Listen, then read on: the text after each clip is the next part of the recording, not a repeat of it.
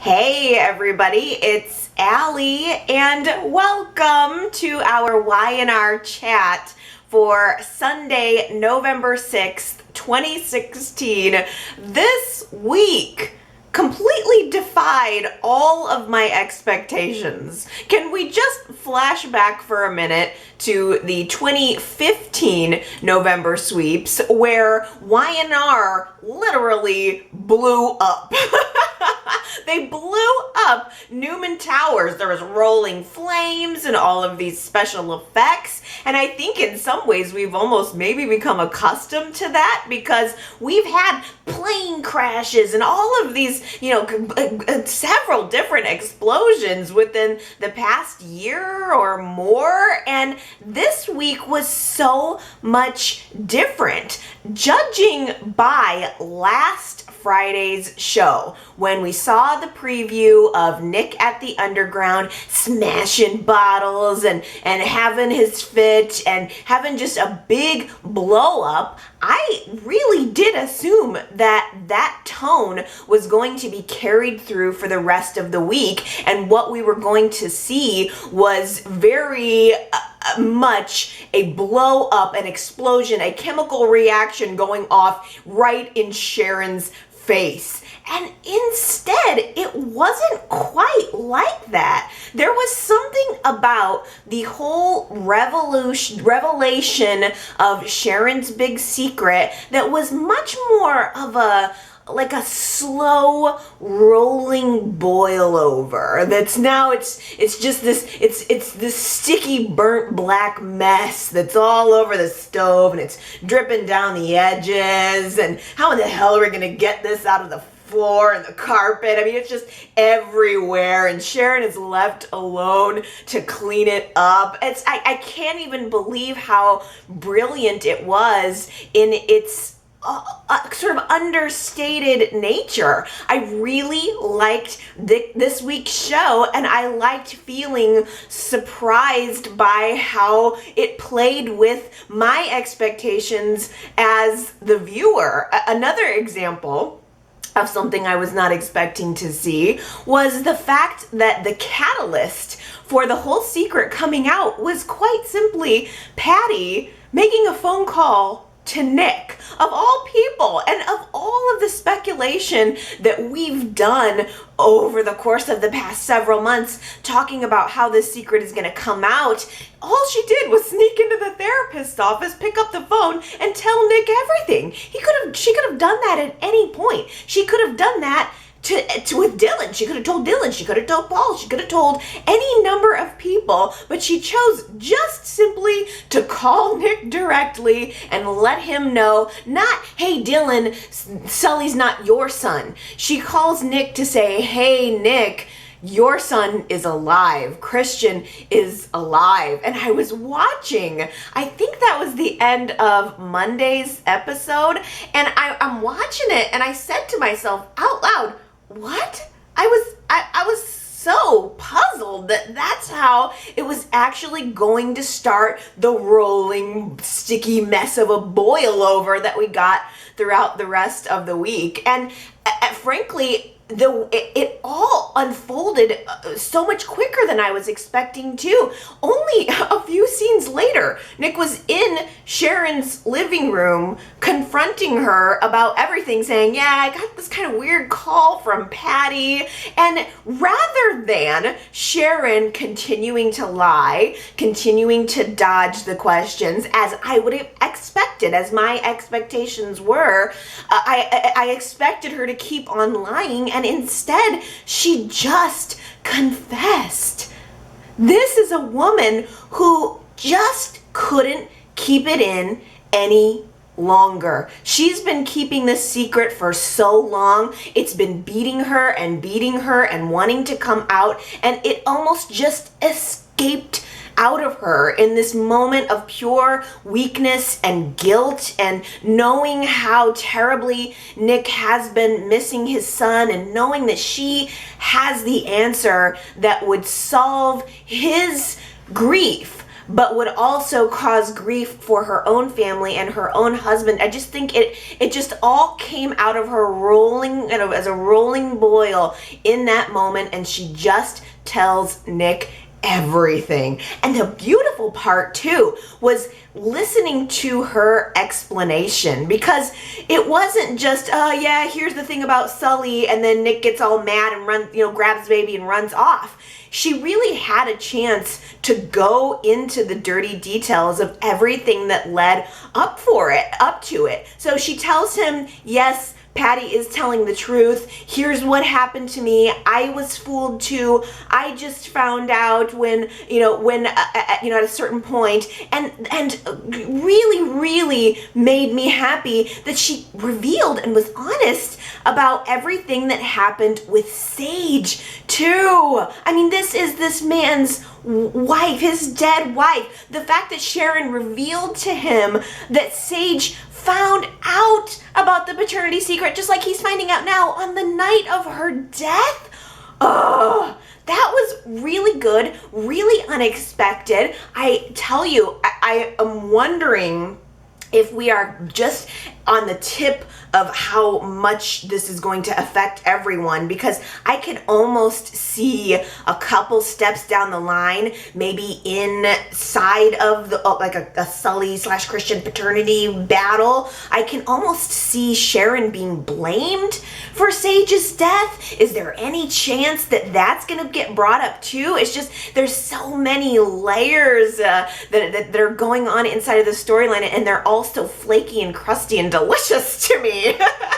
I just absolutely loved it. I loved Nick's reaction.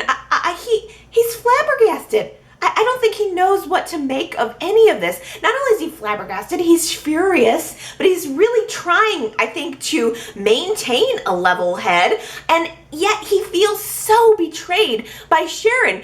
I loved that he brought up that this is the second child that she has tried to keep from him. Twice has she lied to him about paternity having to do with his, with him and his children, and he felt so betrayed by her in that moment, especially on the heels of them kind of reuniting in a friendly sort of way over the last couple of weeks. He was there for her. He wanted to try to help her. We even speculated a little bit about, that old Sharon and Nick chemistry is back, and yet at the same time, here we are seeing Nick feel this ultimate betrayal from a woman who not only has he tried to help, but he's known for so many years, and who knows him so intimately, and that she would do this to him, that she would stand back and watch him suffer. I think it was really hard for him to conceptualize, and it was hard, I think, for her to vocalize how the situation that she found herself in just got out of control. And it's probably only because of the relationship that Nick and Sharon have shared that he allowed her a little bit of time, which is another thing I was not expecting. I would have guessed that Nick would snatch that baby and walk right out that front door immediately. Don't care if I got a crib. I'm gonna take this kid and I'm out. I'll go to Toys R Us. I'll buy a crib tonight. It's fine. I'm not leaving my son with you.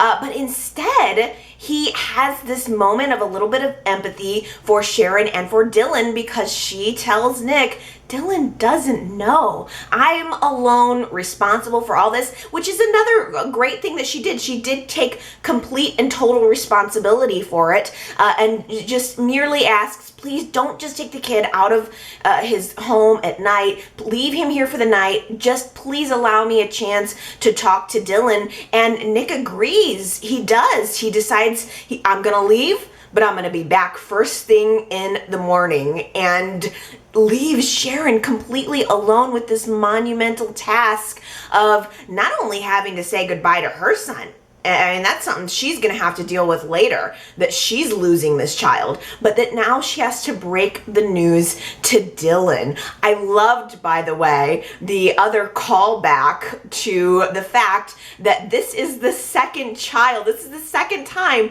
we've seen Dylan pretending that he's the father of a boy that he isn't the father of. This is the second time he's been duped with a paternity twist by a lady. So I mean, it's so hard, I think, to watch Dylan's reaction. In some ways, I think I connected in with Dylan's reaction even a little bit more than Nick's, because Sharon is talking to Dylan. She doesn't really waste any time either. She gets right to the point. She tells him the entire truth, starting at point A, including the fact that she miscarried, the fact that she was deceived by Dr. Anderson. She once again did her best to explain her position to him, which I felt was so understandable. It really kind of took me back through the timeline, living with this whole storyline and experiencing it along with Sharon.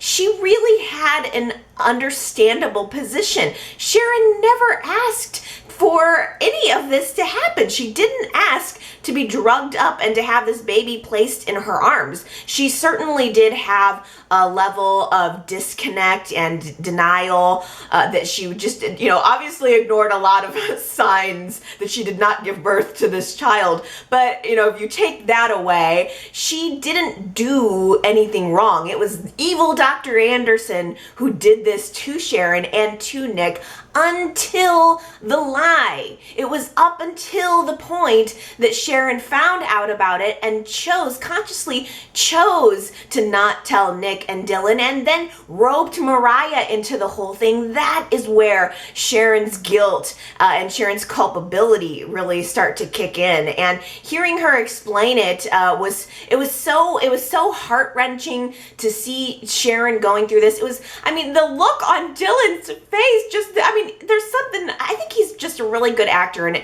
this whole week I've been thinking how sad I am that Steve Burton has decided to leave the show, because there was this one scene where he's in the foreground with his eyes are red. He's got a single tear coming down his face, and Sharon's in the background trying to explain. And it's just, he's saying so much. He's wearing it all right there on his face. What a great seasoned soap opera actor that I really feel so sorry to be losing, because he played it all right there. There was even a moment where he erupted at her. We never see Dylan get angry, and there were a couple of moments where he was angry with her. He can't believe that he's going through this again. It's a betrayal upon a betrayal upon a betrayal. It was incredible. And I tell you, one of the most heartbreaking parts of all of this for me was when Mariah walked in. Surprisingly, that was one of the saddest moments of the whole thing. Mariah walks in the door, realizes exactly what's going on, and she begins giving this amazing plea to Dylan, saying, please, please, please forgive Sharon.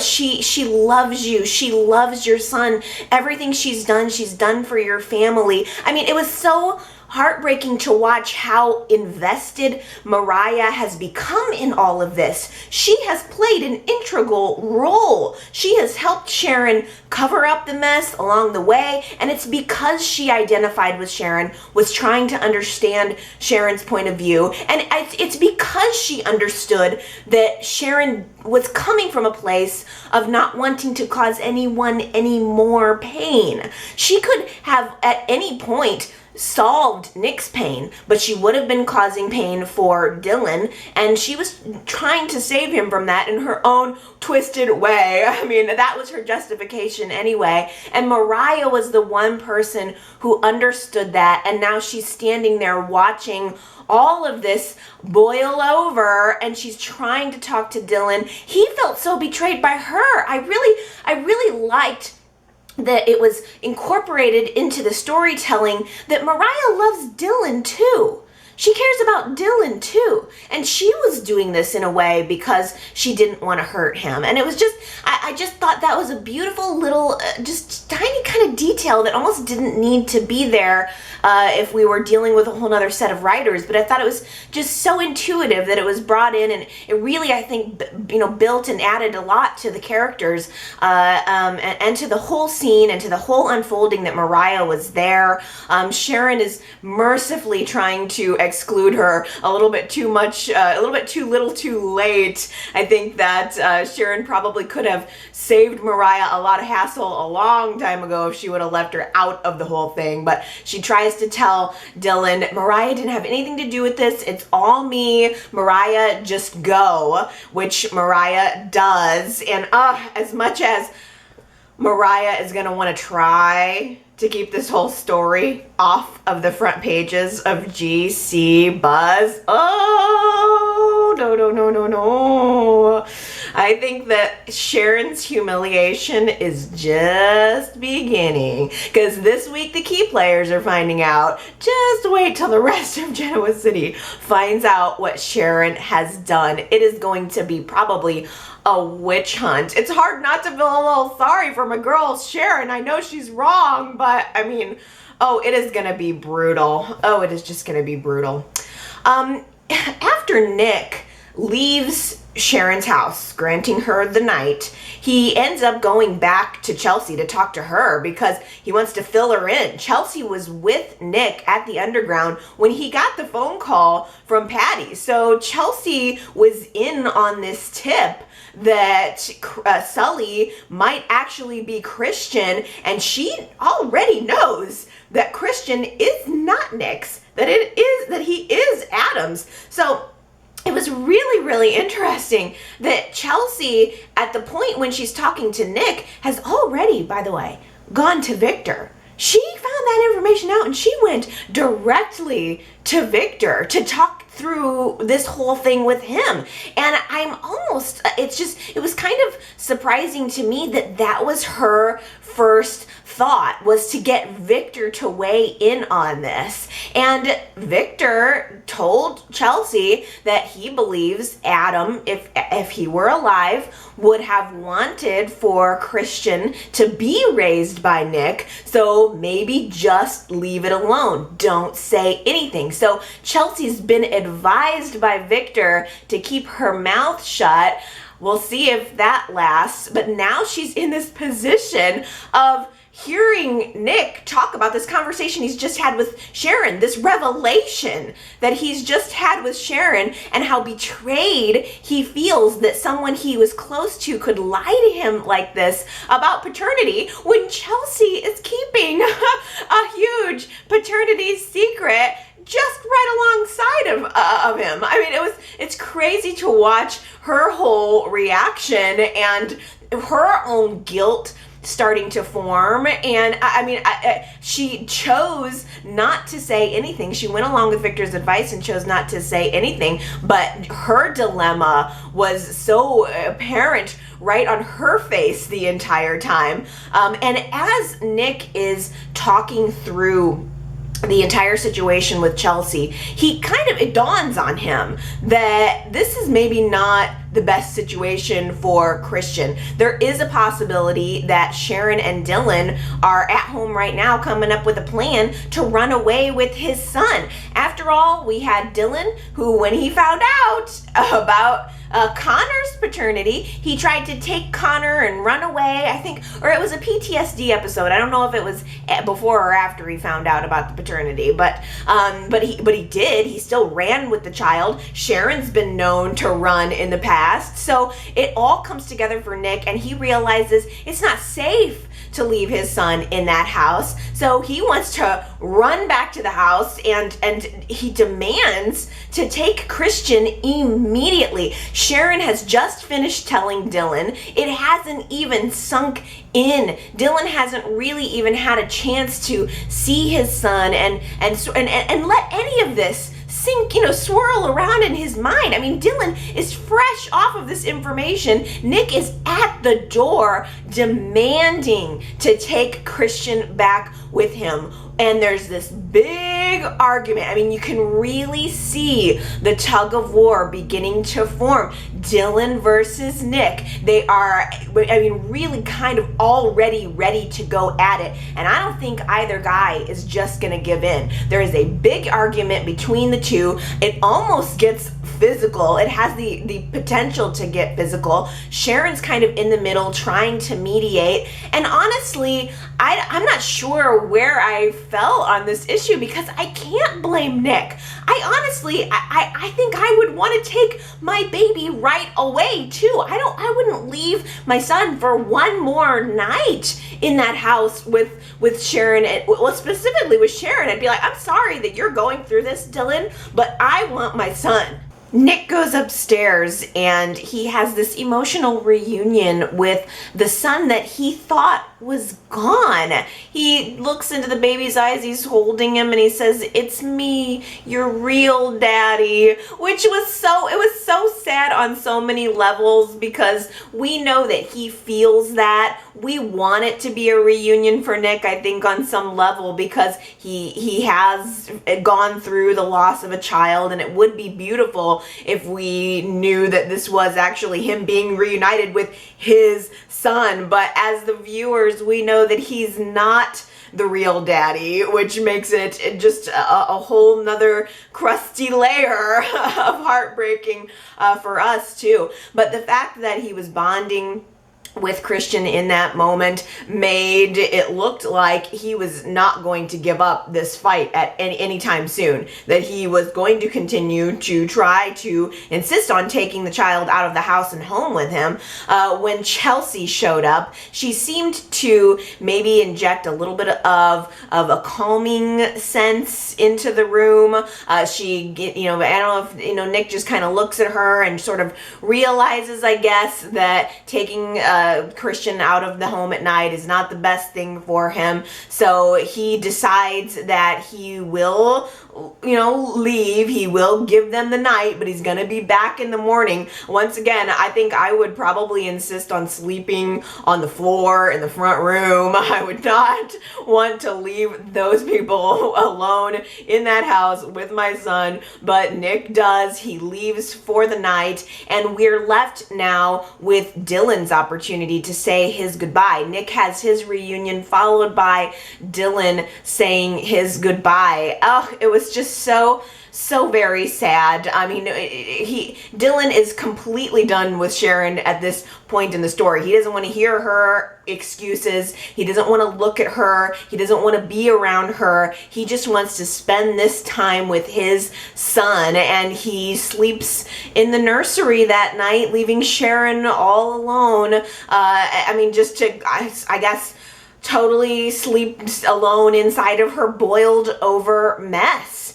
It's so sad for absolutely everyone involved. It's left us with so very many questions. I mean, first, do we think that Dylan is ever going to forgive Sharon? Is he going to make an attempt to try to understand where she was coming from? Is he going to try to work it out before Steve Burton leaves the show? I mean, we know he's going, so is his exit going to be worked into essentially just a divorce between Sharon and Dylan, or is there any chance they will come to an understanding before he leaves? Is there any chance that Sharon is going to face charges? Aside from the Sage thing that I mentioned earlier, Nick did bring up to Dylan, Sharon committed a crime. She kidnapped a child. She kept a child away from a parent. Why are you not arresting her right now?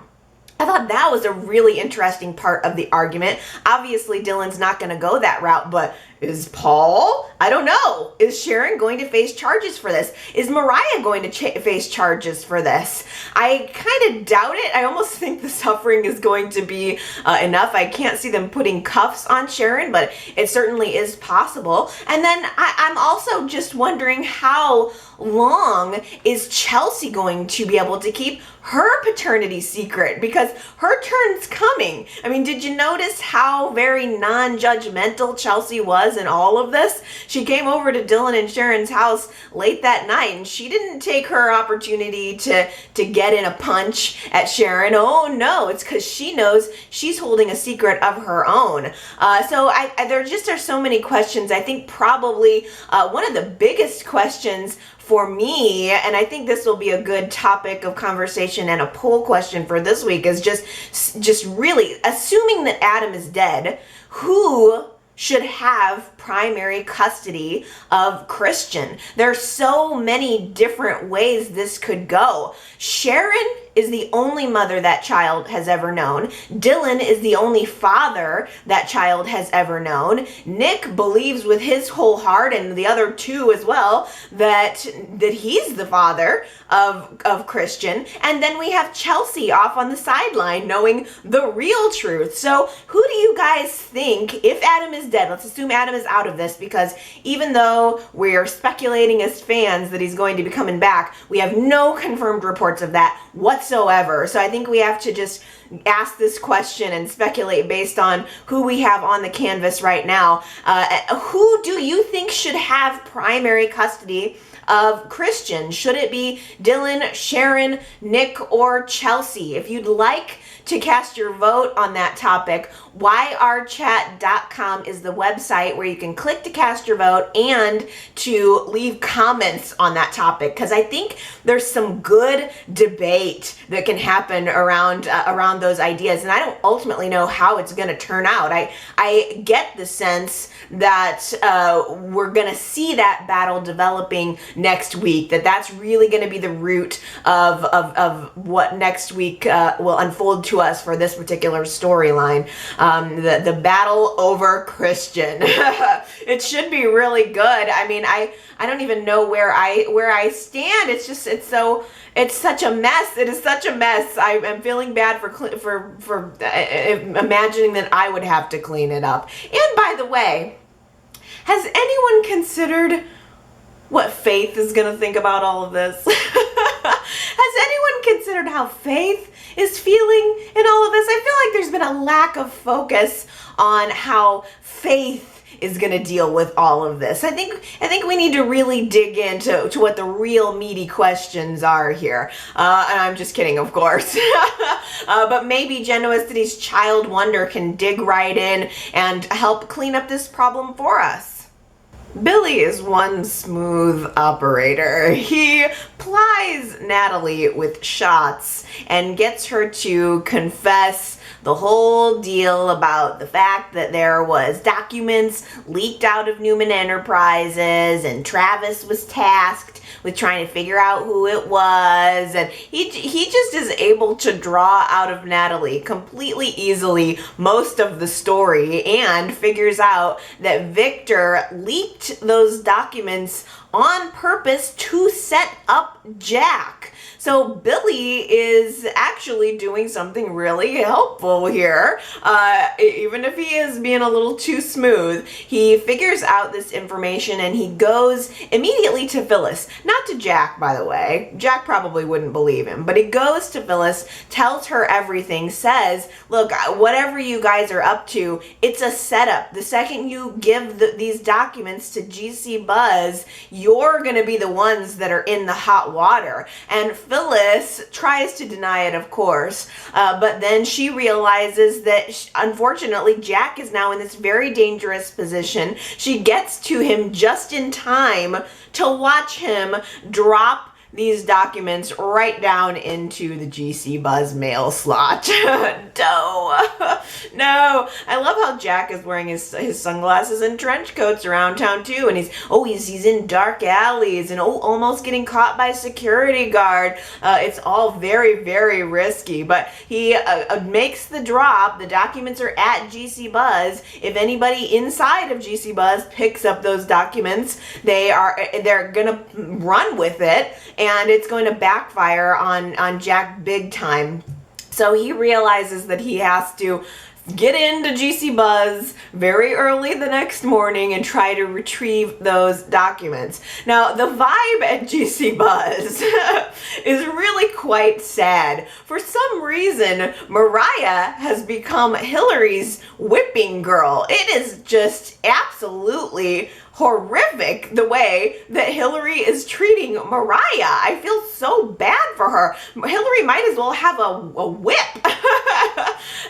And Mariah is just taking it. I don't know why Mariah needs this job so desperately. I guess maybe she's just hoping to take her mind off of everything that's going on with Sharon, because I don't know what other reason Mariah would have to subject herself to Hillary's white, what was it, flat white coffee abuse? I've never even heard of a flat white coffee, so it's a good thing it wasn't me trying to run that errand. Honestly though, I want Mariah to get used to making coffee drinks so that Dylan can sell her the coffee house when he leaves town, because either this job is with that Mariah has now, it's gonna be over one way or another. I don't know, it's either gonna be when Wicked Witch Hillary tastes her sushi and it gets a little too spicy on her, or a little too icky, a little too sushi-y for her. Or, I don't know, there's a part of me too that kind of wonders if Mariah is gonna end up being some huge star at GC Buzz in a way that Hillary only wished that she was. Because Hillary had Mariah read some copy and she did a really good job at it, and Hillary was clearly jealous at how well Mariah did. So wouldn't it be kind of great if at the end of the day, Mariah got some sort of fame and stardom from this whole thing, and she just, I don't know, takes Genoa City by storm, and that's how she gets her money, and she just becomes like kind of, I don't know, like a down-to-earth diva? I think that would be cool. I loved, by the way, the copy that she was reading was about Deacon Sharp. You know, I loved that. That was a fun little tidbit, just a nice little Easter egg, I guess. I really like that these writers are bringing in lots of history, a lot of relevant stuff, and that was good and juicy, so that was fun. But anyway, I digress. Jack is in the office trying to slickly get himself these papers back. It's in a stack of mail and he's trying to grab it. He has about 100 opportunities to grab the freaking envelope and he can't manage to pull it off. But TGIP, thank goodness for Phyllis. No, thank goodness it's Phyllis. She pulls the fire alarm, pulls a fast one, and is able to get in there and get the documents on his behalf, even though he doesn't know it. She comes back to the office later to brag to him that she got the documents. I think just happy to be in Jack's orbit. Phyllis is just happy to be satelliting anywhere around his planet. It's quite obvious. And Jack is so thrilled that she's able to save him and get the docs that he almost moved in for a celebratory kiss. Did you notice that? He's finding it very difficult to resist her, but here's the thing. There's more than one way to skin a cat. Or in this case, of Phyllis.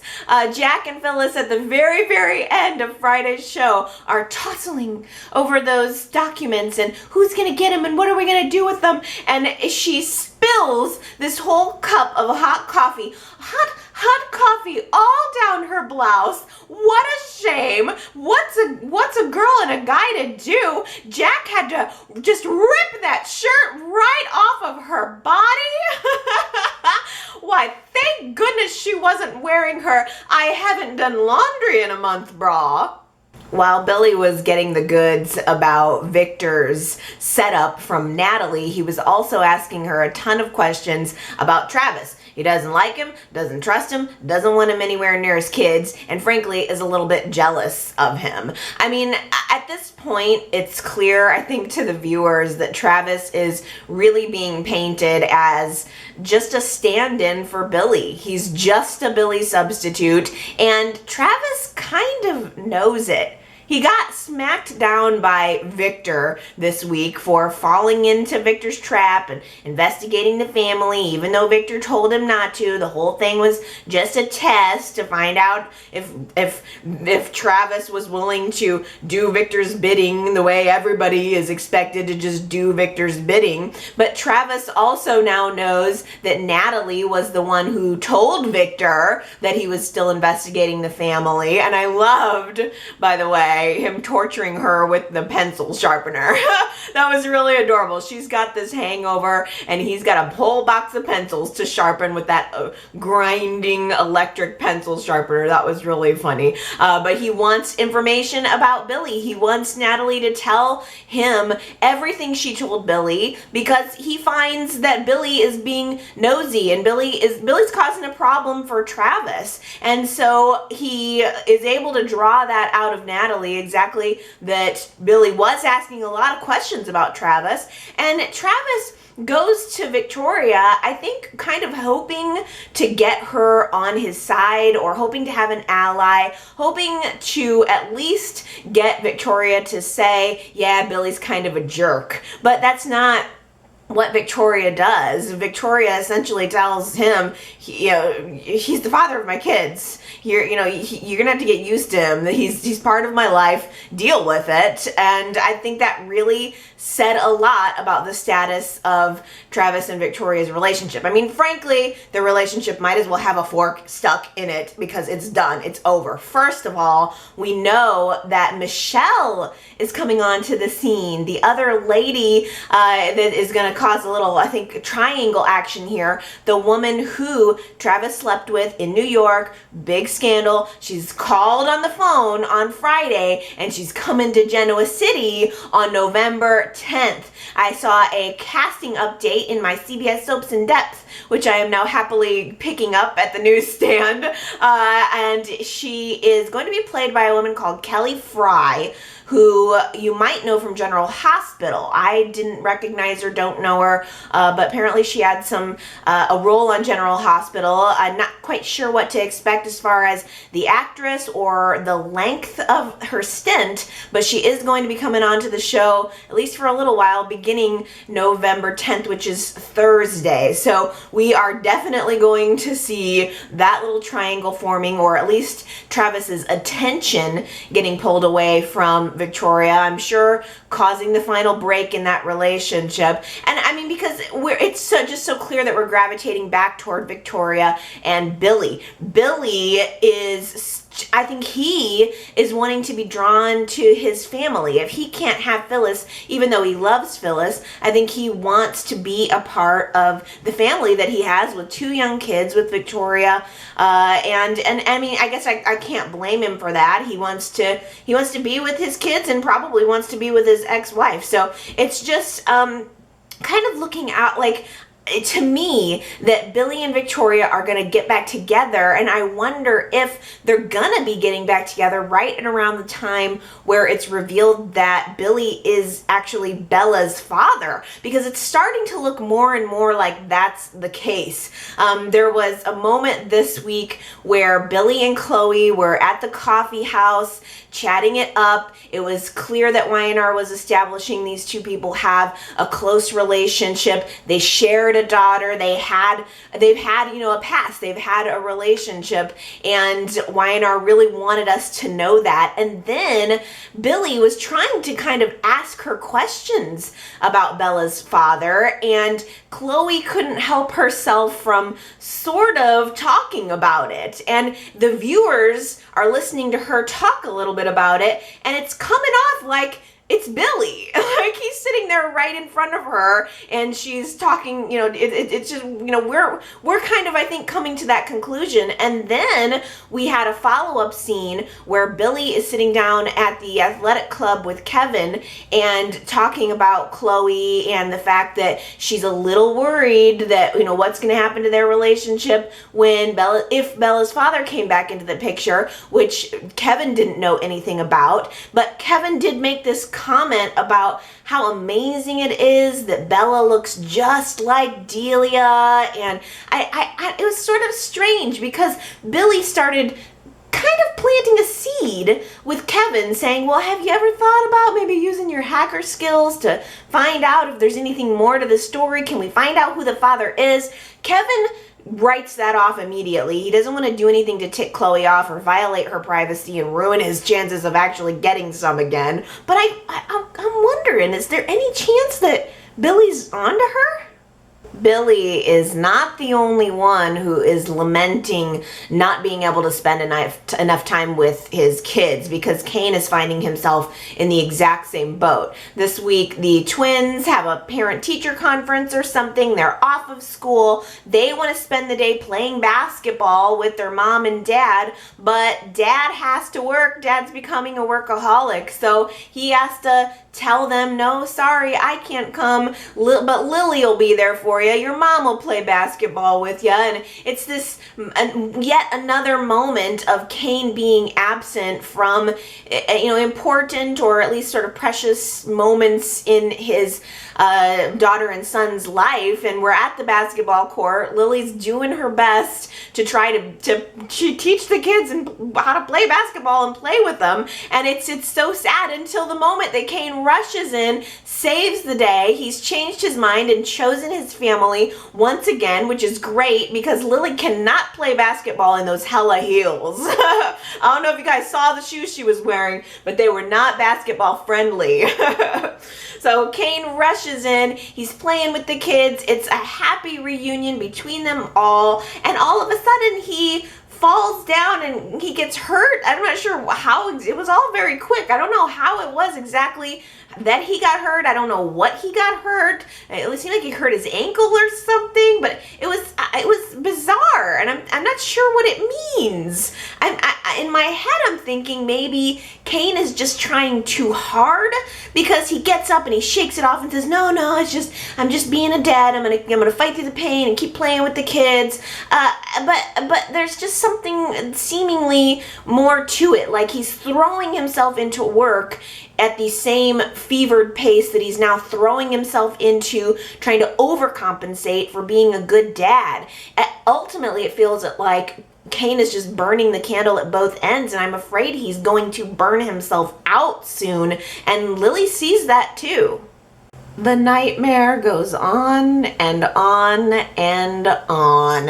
That was last week's Who Said It quote. It was Mariah who said it, and was she right or not? I mean, I feel like Mariah's part in all of this has been so unfortunate, and yet I really, really liked the culmination of her involvement in the whole thing and getting a chance to experience that this week. It has been a nightmare. It feels like a never-ending nightmare. I hope that Mariah ultimately is able to learn a lesson about the lies and what it's like to tell one lie and then another lie to cover up that lie, and on the nightmare continues.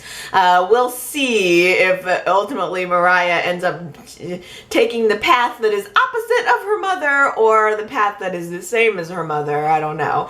But 4 people got that Who Said It quote right last week. They were Henry, Sandra, T. Nicole, and Tanya. So congratulations, you guys, for catching that quote. I really liked that one. I thought it was perfect for Halloween. How about this one for this week? I think it just sums the week up pretty well. Here's our quote for the week.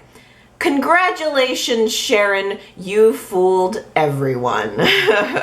Who said it? YRChat.com is where you can leave your guess if you think you know who said, congratulations, Sharon, you fooled everyone.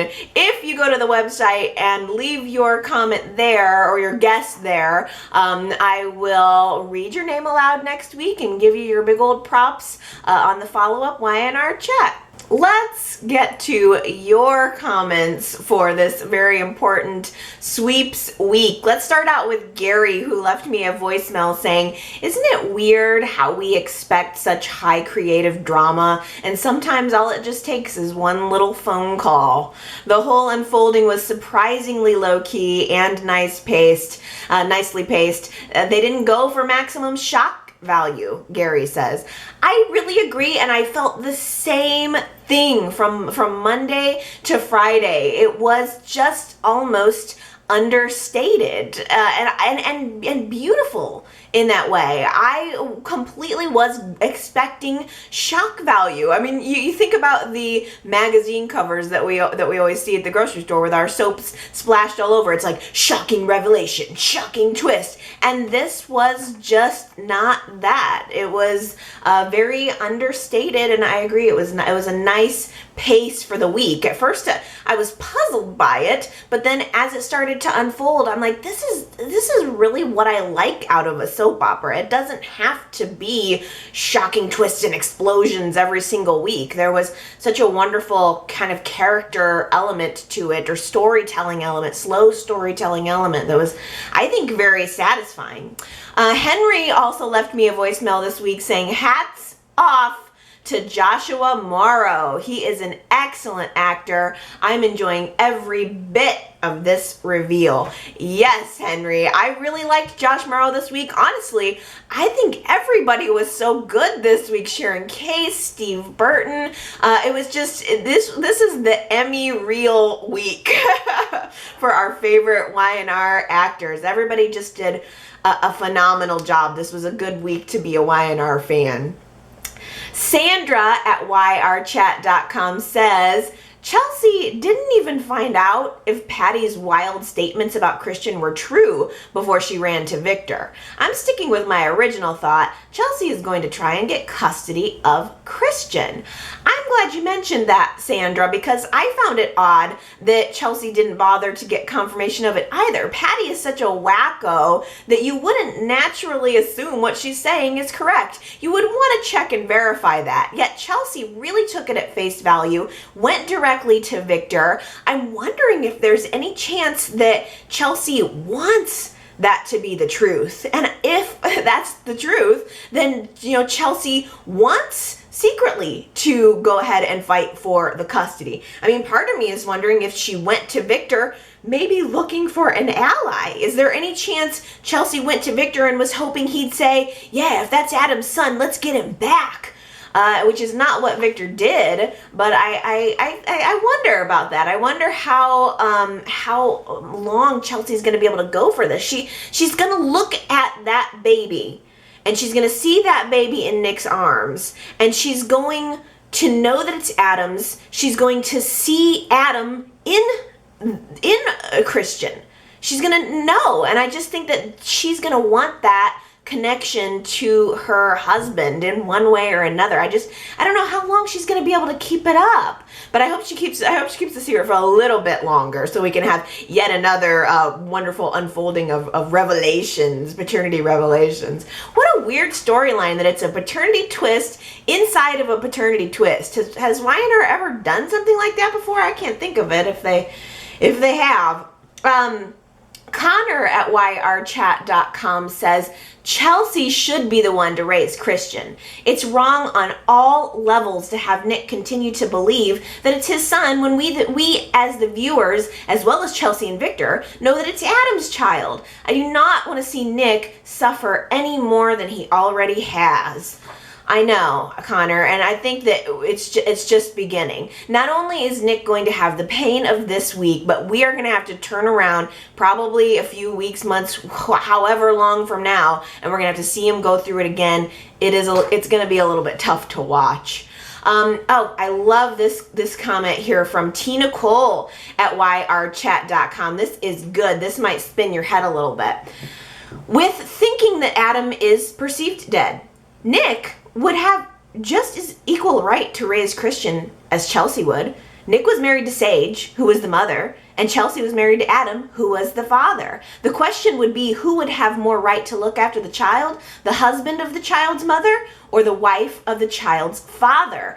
That is so good, because I wasn't even thinking in that direction, T. Nicole. Like that nails it right there. And it really plays into this week's poll question. Who do you think should raise the child? I mean, I think there's an argument to be made about Sharon and Dylan as the only child that, or excuse me, as the only parents that Sully / Christian have ever known. But I think that's going to kind of fade away. I think the real contest is who should raise, if Adam is dead, who better, Chelsea or Nick, to raise Christian? Because it's true.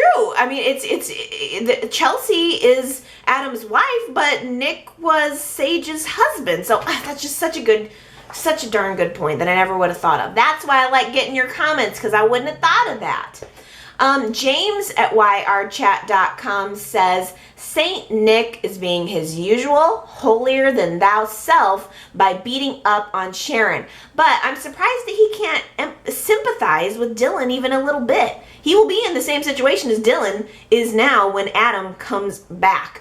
Yeah, James, I think I've seen a couple people kind of mention something similar, that Nick really, really didn't take the time to think about his brother in all of this. He just wanted to, I think he tried. I think the fact that Dylan is Nick's brother is the only reason he gave the night. I think Nick was kind of considering that when he decided to give Sharon the night to tell Dylan and break it to him. Otherwise, he might have yanked the baby out of the house immediately. And I don't know, I guess I couldn't have blamed him, but I can see your point though too. Jamie left me a voicemail saying, I hope that Adam hasn't been purposefully misleading Chelsea again and letting her think that he's dead again.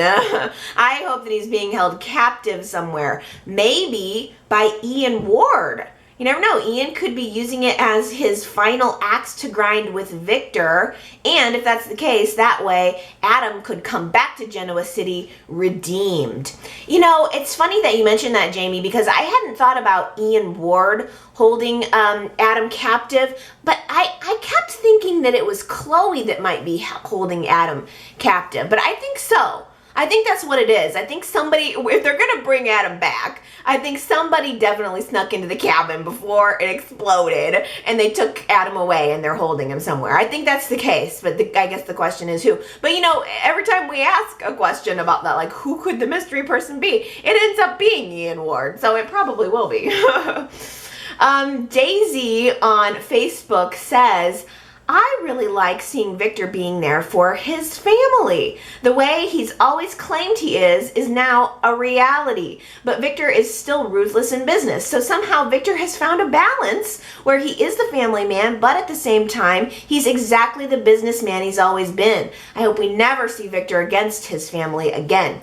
I'm really glad you brought that up, Daisy, because I didn't have any other place to talk about this inside of this week's YNR chat, but I loved that late night scene between Victor and Abby where they're just kind of drinking and he's giving her fatherly advice about what to do with Stitch. It was just such a cool way that they had like the lights really low on the scene, and then later, such a nice little touch when Chelsea comes to visit Victor. The lights are off and he makes sure to turn turn them back on, and they just have this sort of low-key, like, I don't know, there was just a mood about it where Victor is actually being wise. He's actually dispensing advice. He's actually talking to his family and talking things through with his family without just forcing it on them and making them bend to his will. It is a very different kind of thing than what we're used to seeing from Victor. So I'm really glad that you zeroed in on that, because maybe it's a signal of things to come. I hope so. Mary Ann had left me a comment saying 2 casting updates that I saw in the magazine too, so I can confirm this. We have 2 of our favorite recurring characters returning for around the holidays. Beth Maitland is coming back as Tracy on 11/17 and 12/7. So that leads me to believe Tracy's going to be coming back for a little Thanksgiving meal with the Abbotts, and then maybe coming back at around Christmas time. I love her wisdom. Tracy floats into town and she gives us wisdom, and I think she's gonna do that for Jack, and he's gonna need it. And likewise, we have Judith Chapman coming back as Gloria on 12/21, so she's probably gonna be there for the Fisher family Christmas. She, on the other hand, floats into town and she causes trouble and drama, which I love. I hope she's wearing leopard print. That's what I'm expecting from my Gloria, but that'll be kind of fun for the holidays. I was looking in my Soaps in Depth magazine, and they did a feature. I think it was, they do like a flashback of whatever storyline is prominent 5 and 10 years ago. And I think it was the 10-year ago storyline. I don't think it was the 5. I could be wrong though. Where John Abbott had just passed away. I think it was more than 5, so it had to be 10. John Abbott had just passed away, and Jack was trying to keep Gloria away from the funeral. He gave her the wrong information, the wrong date, and was keeping her away from John's funeral. And that whole feud between Jack and Gloria was so big, and it was so good. And oh man, Gloria caused a lot of good trouble in Genoa City. I wish they'd bring her back more often. She is just fun. Last week's poll was about Abby and Travis, hot or not. I'm a little bit surprised. 56% of you said hot. Abby and Travis, hot. I put the poll question up, and I thought in my head, I bet nobody's gonna pick up on it. And I thought maybe I was the only one that picked up on their little possible chemistry and the fact that there might be a romance brewing there. But apparently the majority of you picked up on it too. 44% said no, not hot. So I guess it's sort of a split, but I was at least pleased to see some other people picked up on it. Zuperplex at yrchat.com left a comment saying, I voted hot, but from the looks of Friday's show, it appears that Travis will soon be headed for an encounter with his former paramour, Michelle. Yes, I think that is most certainly the case. So I don't know, unless it's possible that Travis will just make a clean break from Victoria, and the real triangle we see will be Michelle, Travis, Abby. I don't know. They had to have shown us the Abby thing for some reason. Anna left me a voicemail saying, I think Deacon Sharp is on his way back to Genoa City. I know you think he's slimy. Anna, I didn't even think about that, because I heard first of all, I love Deacon Sharp. I love him. I mean, he is slimy, but in a good way. And I watch Bold and the Beautiful, and I'm constantly saying, why don't they have Deacon on? They need to bring him on, put him somewhere. He's on recurring status on the Bold and the Beautiful. The actor is anyway. He's still in the opening credits, but we haven't really seen him for a while. So I didn't even think about it, but maybe the little Easter egg GC Buzz story that Mariah was reading is foreshadowing. Maybe they're going to bring Deacon Sharp back to Genoa City. Now that's the kind of trouble we need in this town.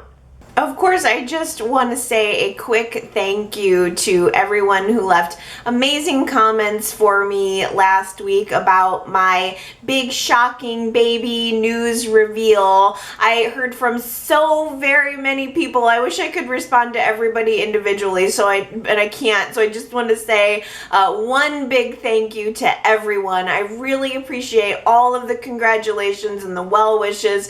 It was wonderful to hear from all of my regular peeps that I hear from all the time, and it was wonderful to hear from a few people that I have never really heard from before. So that's such a treat for me. It's just wonderful that you guys care, and I thank you so much. I had a few people ask about, wanting to send gifts and stuff. I don't want anything like that. Your gift to me is your continued participation in YNR Chat. I love your comments. I love your insights. I love that you allow me to have this platform to talk about my favorite show. This is my little space, my little sanctuary, and I just really appreciate having it and having people that I like and who aren't jerks to talk about the show with, because a lot of fans in a lot of places and forums and all that are just not nice about the show. So I'm just grateful to have been able to use this as a way to connect with nice people who are actually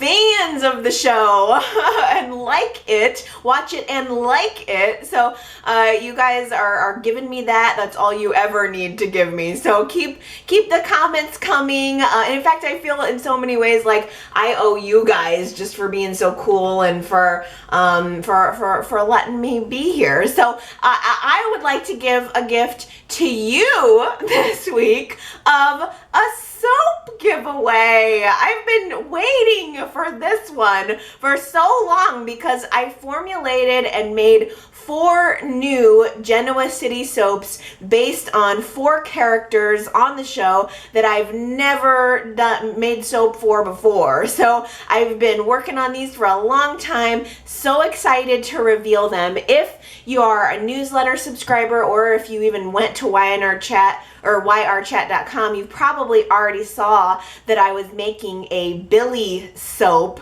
which is so exciting to me because this soap I actually made with beer, with actual beer. Billy is such a party boy. He's such a booze guzzling party boy, and how perfect was it this week that he was doing shots that a beer soap I knew would fit him. It's actually a little bit of an unusual ingredient to use in soap, but all of the beer, like the alcohol content, is removed from the soap during the process, and we're just left with all of the wonderful qualities of the barley and the hops. And I picked a pumpkin ale to brew for Billy, so the pumpkin and the cinnamon and spices and all that is still in the soap to represent our boozy bad boy Billy. And here is the finished bar. I think he looks really good.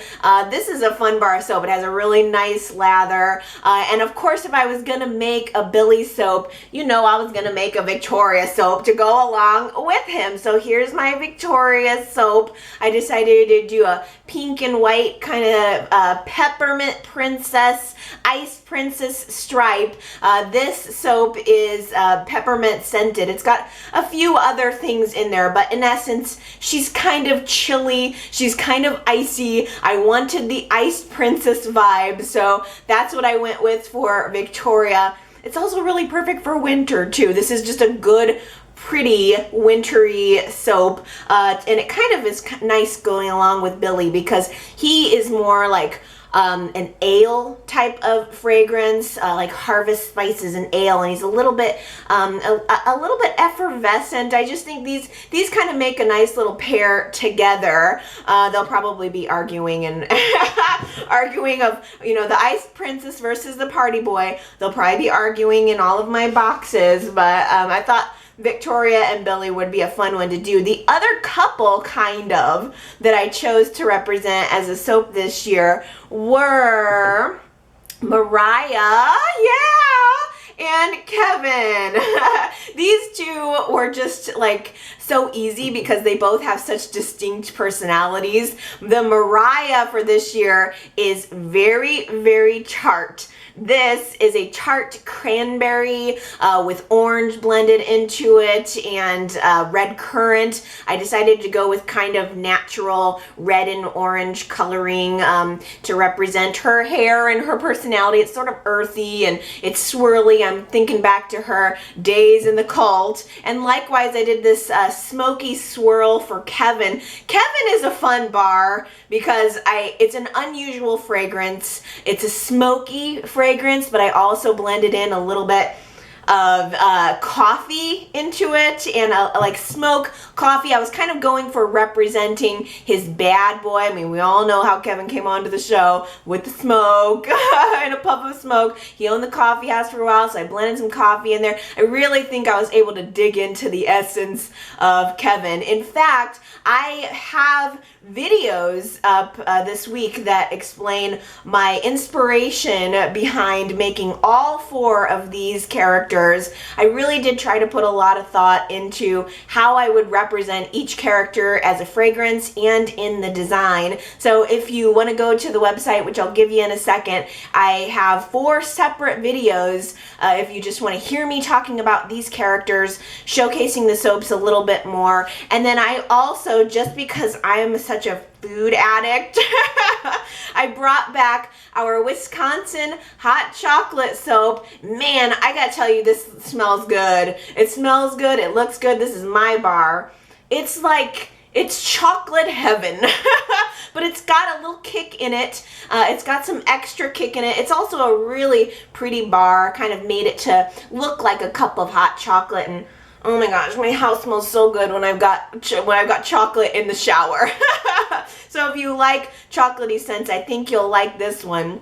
So those are the 5. So I've got Billy, Victoria, Mariah, Kevin, and a hot chocolate bar. And for this winter soap giveaway 2016, I'm gonna let you pick which one you want to enter into the drawing for. So in a second, I'm gonna give you the website. All you have to do is go there. There's gonna be a big old banner that says Soap for Soap Fans giveaway. You can click on that and there'll be a blog post where all you have to do is tell me which one you want. Essentially, say you want Billy, Victoria, Mariah, Kevin, or the hot chocolate, and that will count as your entry into the drawing. Then next Sunday, I will come back and reveal the winner. I'll put your names on the little soap bubbles and I'll wrestle them around and I will draw a winner. If you win the drawing, you win the bar of soap that you asked for like magic. I think you guys are really gonna like this one, and it's always fun to see what people are gonna pick too. So I'll be curious to know which one of these will end up being the most popular.